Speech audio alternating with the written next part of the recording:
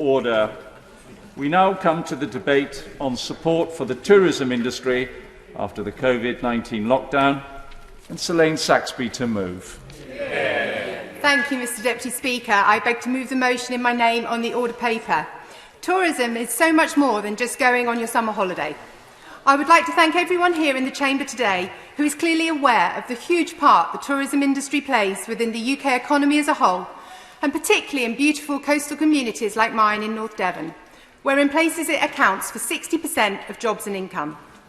I applied for this debate many weeks before the Chancellor announced his excellent supportive measures on the 8th of July. The Chancellor acknowledged the sector accounted for over 2 million jobs and 150,000 businesses, and whilst we cannot save every job or every business, he did commit to do whatever it takes. Indeed, his statement brought a tear to my eye that so much support was coming forward. 4.6 billion in direct support through the VAT cut and the incredibly successful Eat Out to Help Out. This on top of the coronavirus job retention scheme, business rate cuts, grants, loans and so forth. There is no doubt support has been forthcoming, and the three-winter scenario so widely discussed back in May does seem now a dim memory.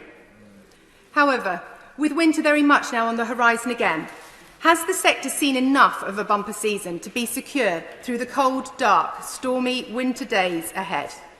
Initial data reports suggest not, with spending on national UK tourism down 50% in August 2020 versus August 2019, hotel spending down 63%, and even self-catering down 8%.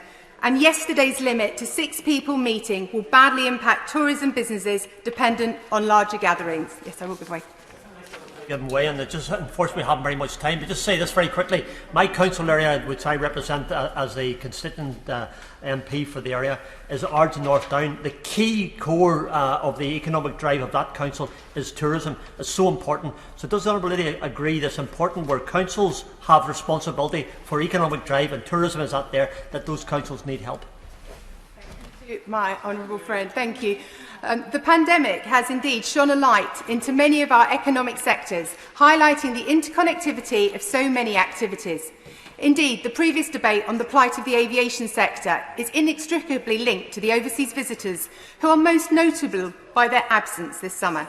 You do not need to have any statistics to note how, for many of us here, it is far easier to get across Westminster Bridge right now without having to navigate through crowds of tourists.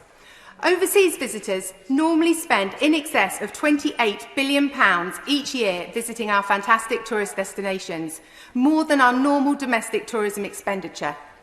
This should start to ring alarm bells about the current situation within our tourism sector.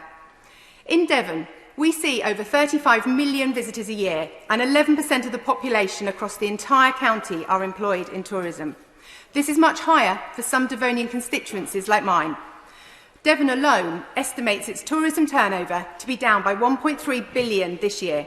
Nationally, the estimate is over £68 billion. I remember with alarming clarity as we went into lockdown, despite my self-appointed role as the one-woman tourist board for North Devon in Westminster, calling for my tourism businesses to close their doors.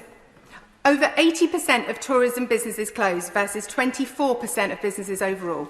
75% of tourism employees have been furloughed versus 27% of the working population. This sector was of course late to reopen and in many cases has not been able to open even to 50%.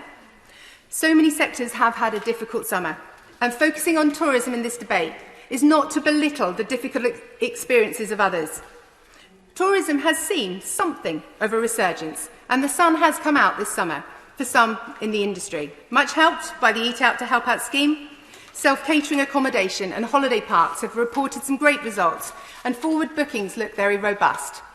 But as I do keep reminding people, winter really doesn't start until January in Devon, and a stormy day at the seaside is worth travelling for in its own way.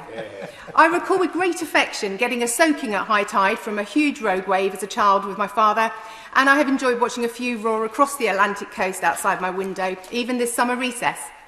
Positivity is something we can bring to this debate, and I would like to thank colleagues from all sides of the House who have visited my North Devon constituency this summer. All of us have a role to play in boosting our tourist economies by encouraging visitors to come and see what many may have forgotten a British holiday has to offer. After being cooped up for months, the pandemic has reminded many of us of the benefits of wide open spaces, and our beaches and moors have seen huge influxes of visitors. Our city and town centres, however, have not.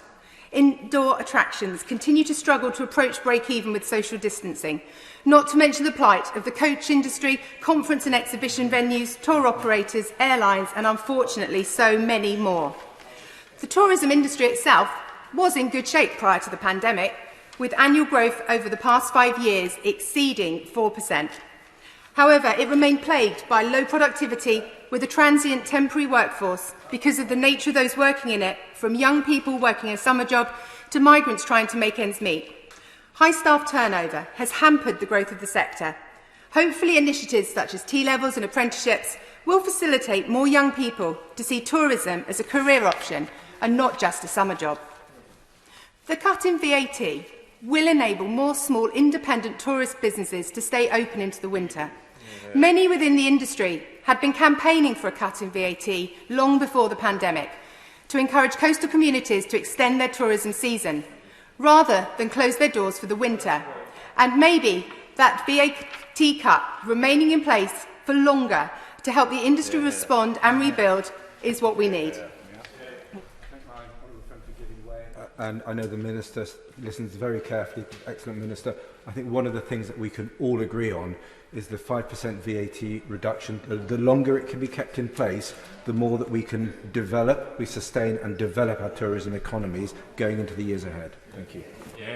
Thank you to my honourable friend. And when we look at the tourism sector, we do need to agree what we want it to look like in the future. But we also need to ensure it receives the support it needs to still be there when the pandemic is behind us. The economic hit of the pandemic has further underlined the need to level up our regions. Beautiful coastal resorts, which we have in abundance in North Devon, see their productivity and attractiveness hampered by a lack of infrastructure, particularly broadband. Coastal communities were hit hard at the start of the pandemic with increased unemployment. Of the 20 towns with the highest increase in unemployment from March to April this year, 8 of those 20 were on the South West Peninsula and 18 of the 20 were in coastal communities.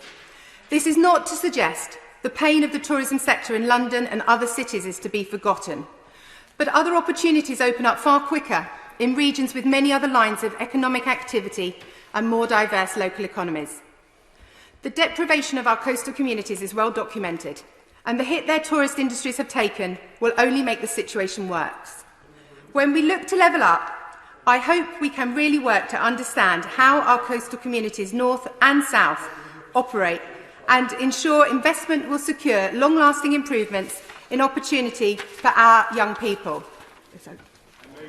And we also have lovely coastal communities in North Yorkshire, particularly in the shape of Firely. But she talks about a postponement of the reintroduction of VAT, and absolutely support that, particularly when that will coincide, if it's kept there, with the repayments of other payments to HMRC and to payments of rates that restart. It would be really help cash flow pressures if that is delayed.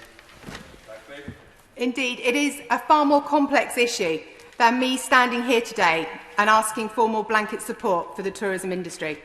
Destination management organisations and industry bodies are working tirelessly in the background and are well placed to represent the sector.